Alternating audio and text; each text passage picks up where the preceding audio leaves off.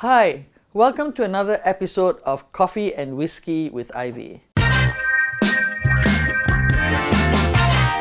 This week, I read the papers and saw how Japan and Singapore are so similar.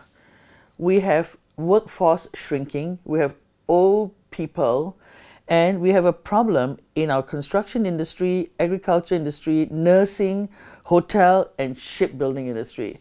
So Japan brings in Vietnamese and Chinese workers.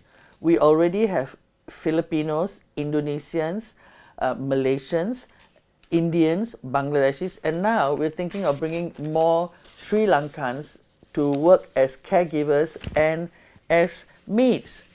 Why is it these two countries cannot convince their young people to do these kind of jobs? Is it because they want to get it cheaper, better, and faster? Or is it because the planners do not know what is going to happen seriously by 2025 when none of these workers are going to come here and work for cheap prices? So we should seriously look at what's causing Japan to do that and what's causing Singapore to do this. I like this. Our Prime Minister tells CNN Singapore is not repressive. He is absolutely right. It is not repressive. That's why Coffee and Whiskey with Ivy is such a popular show and nobody has ever phoned me to tell me I should stop it. We are not a repressive society. Asian dilemma, how to fund big projects? Very simple. Stop buying guns and bombs to shoot at each other. What we should do is to help our neighbors, like what China is doing. They are very good with their Belt and Road project. It will make transportation a breeze so that all of us can travel to work, all of us can travel to visit countries, and all of us can help each other.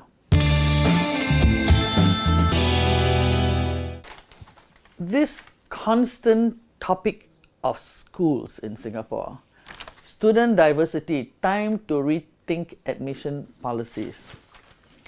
It is not about the system. It is not about the admission policies. It is about the fact that most of our schools, the elite schools, are in District 9, 10, 11. So the answer is not to tweak the system or admissions. The answer is that all of these so-called good and elite schools in District 9, 10, 11 must have more baby schools in the heartlands.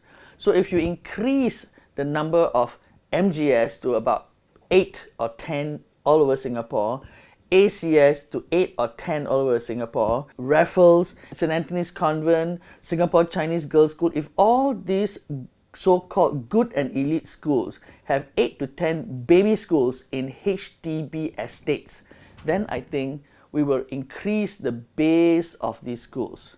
If you say that the top 10% of these schools are good and elite schools, so you're only talking about 35 good and elite schools, right? But the rest of them are what we call neighborhood schools. So how to improve these schools?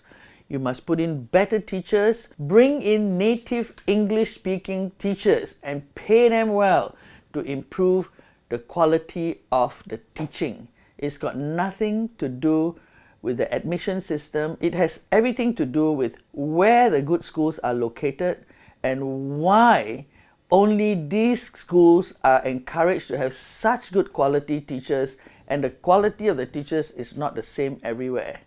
Perhaps it's the plan of the leaders to have only 1% of their pupils well educated so that the 99% are just workers. PMDs and e-bike sees too big, too heavy, too fast. This e-scooter rider admits to causing hurt. This poor lady in a coma. Simple answer. Please separate the use of the pedestrian path, the cycling path, the bus stop, so that we do not need to have another 10 people in a coma before we are moved to take action. Congratulations, this guy has done so well. You know, Singapore was a center of movie making years ago, and I'm happy to see that we are beginning to make another headline, and I hope he actually wins in next year's Oscars. Singapore director Chai Yi Wei's short film, Benjamin's Last Day at Katong Swimming Complex. His film won the short film top prize at a festival, and there's a possibility he'll win an Oscar next year. Well done. This whole section covers climate change, climate warming, pollution, etc., etc. And it's amazing how many articles I picked out to highlight this problem. You know, if you think plastic straws are a problem, it's not. The biggest problem is man.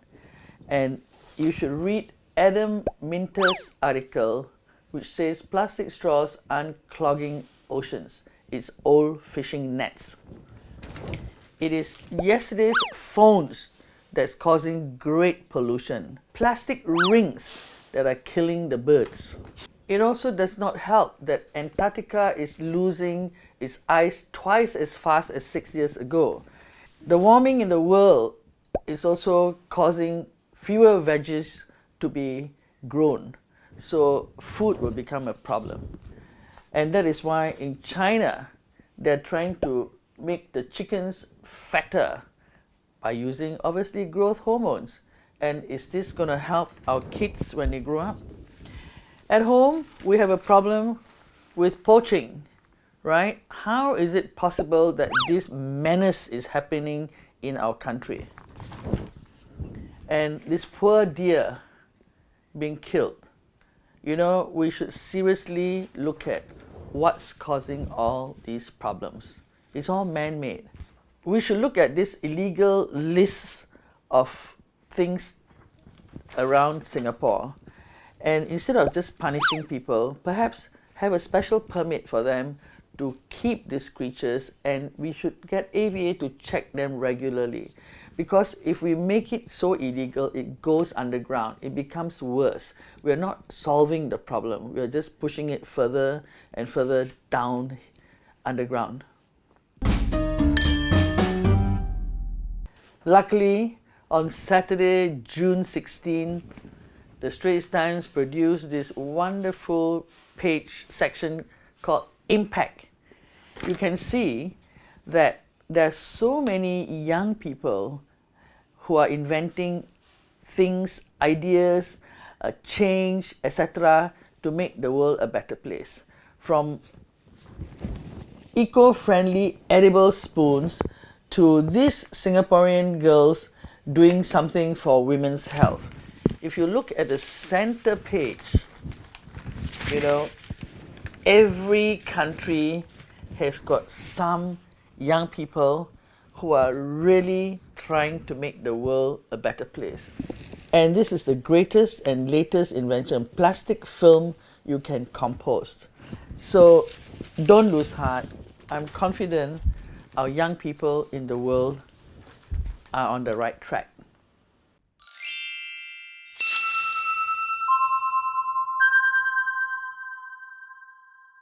Thank you for watching Coffee and Whiskey with Ivy. Please remember to subscribe so that you can be told when the next show is on.